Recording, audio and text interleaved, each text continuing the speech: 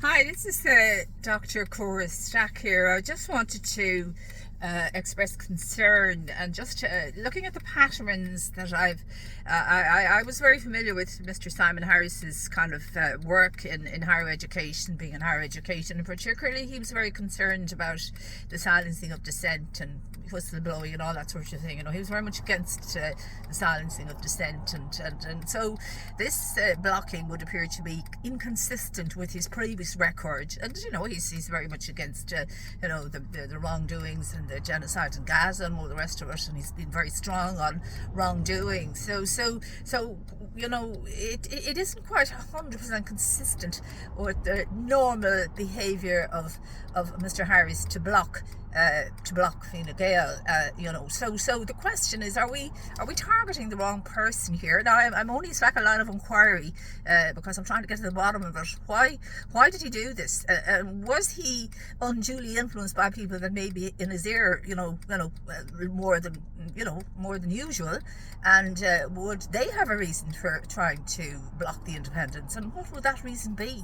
And would that be something worth investigating? And if there was any witnesses, would they come forward and report it to the Duke station, or any evidence of any kind? Because of course this is hypothesis, and it's only trying to figure out how somebody who was so anti-silencing the dissent in his previous set and a lot of other roles that he had is now silencing dissent in a new role. Was he put under undue influence, and who would have done that, and what was the reason? So this is what I'm saying. Are we targeting the wrong person here in Simon Harris? And maybe there's something more to it than meets the eye. Maybe we need to do that, but we can't make any conclusion until we have the facts. So if there's any witnesses or any evidence, could they please come forward? Because we cannot make any allegations unless we have the facts.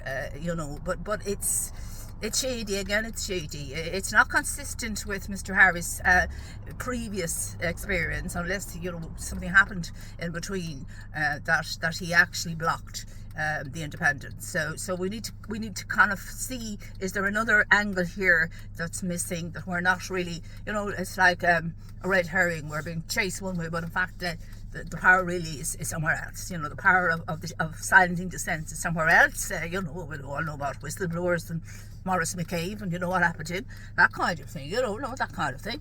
And but I think that Simon Harris was always in favour of whistleblowers. He never liked to see whistleblowers being in any way penalised or anything like that. He wasn't like that. These are just lines of inquiry, and if there's any witnesses, would they come forward, or any evidence?